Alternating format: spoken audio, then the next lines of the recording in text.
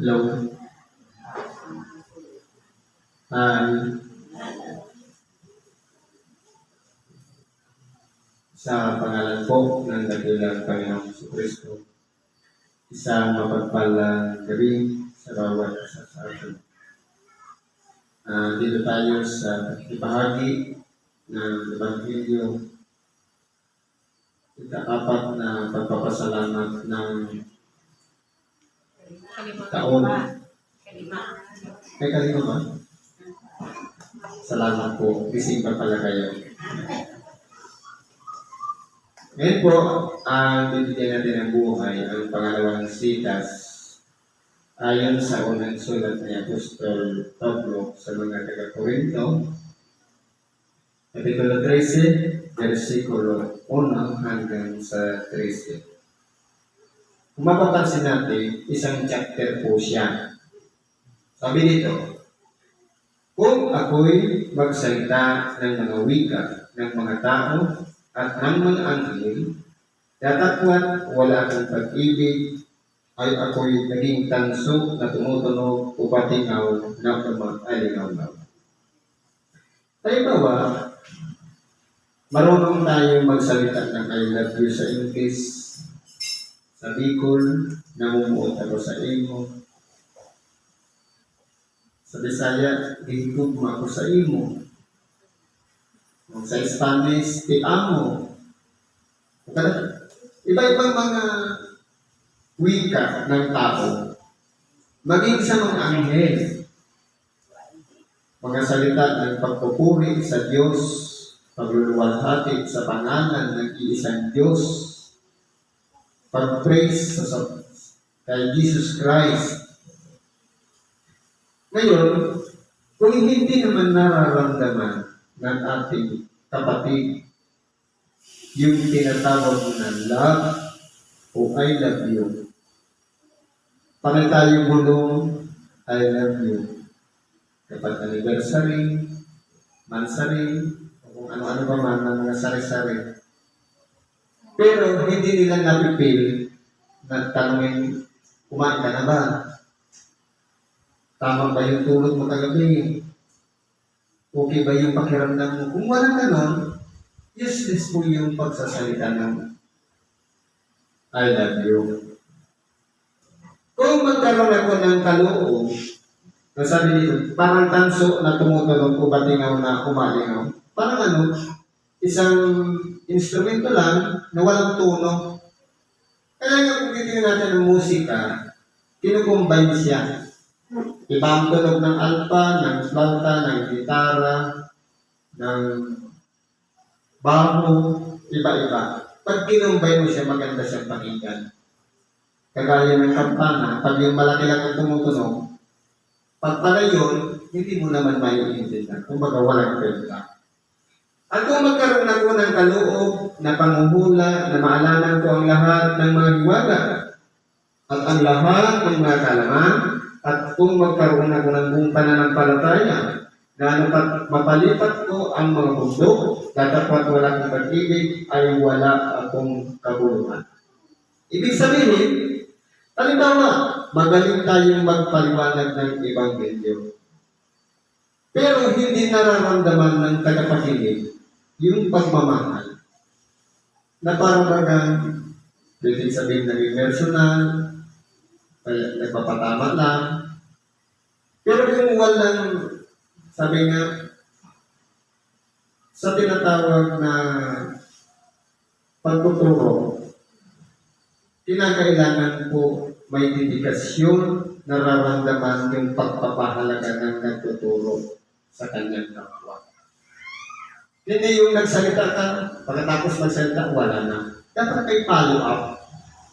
Para malaman kung yung itinuro o inaral, yun ba ay nakatubo, yan ba ay nagkaugat, kung nakatulong ba sa kapwa upang gumawa ng mabuti. Halimbawa, malakas ang ating pananampalataya. Isang patong lang ng kamay sa may karamdaman, nawawala na agad ang sakit. Pero walang love, walang pag-ibig, nagiging useless po.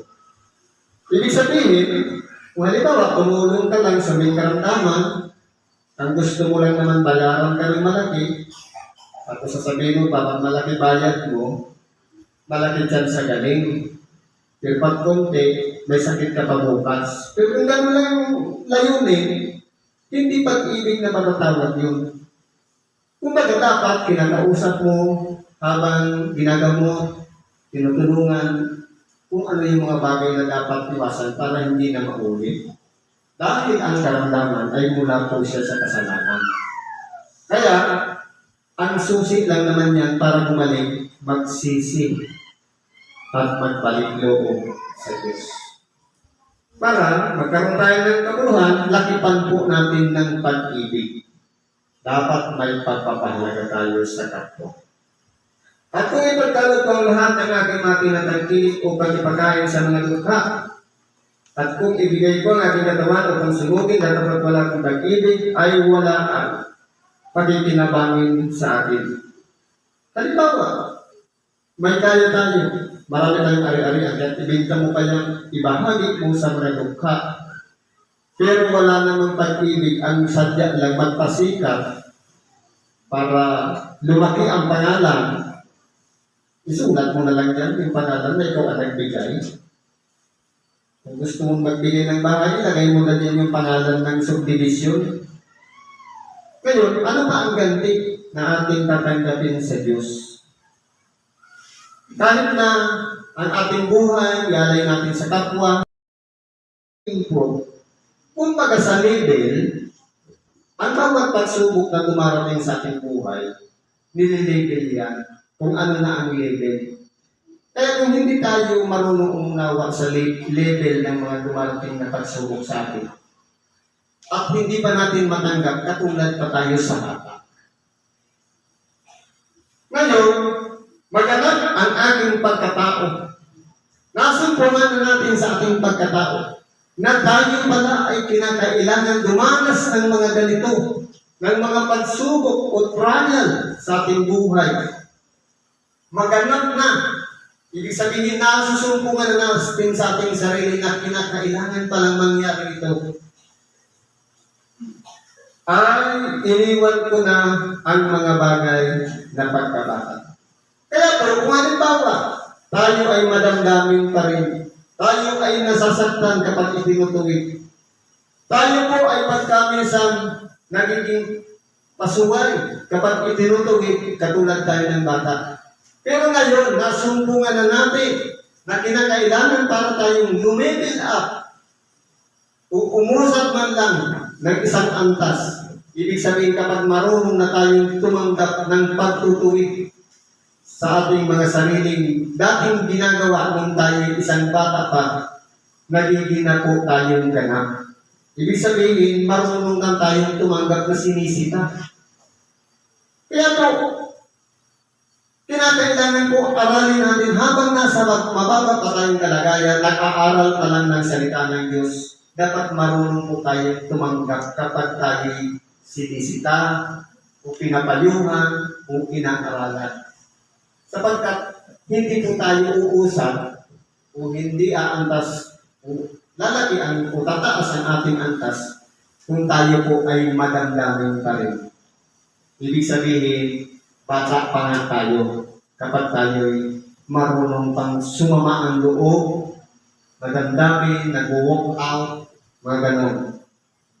Sapagkat ngayon, malabo tayong nagkakikita sa isang salamin. Ngunit pagkatapos ay makikita natin sa mukhaan. Ngayon, nakikilala ko ng bahagya, ngunit pagkatapos ay makikilala ko ng gaya naman ng pagkakilala sa akin. Kaya po, sabi dito ni Apostol Pablo, ngayon, pwedeng hindi pa klaro, malabo. Pero pagdating ng bandang huli, kapag tayo'y naging isang sakdal na, tayo'y naging isang ganap na, makikilala natin na kaya pala tayo'y tinuturuan, inaaralan, tayo'y pinapahalagahan ng ating kapwa dahil sa pag-ibig. Kaya pala siya nagsasakripisyo na bagamat suwain tayo, masama ang ating ginagawa, palagi niyang inaalayan tayo ng panalangin dahil po yan sa pag-ibig.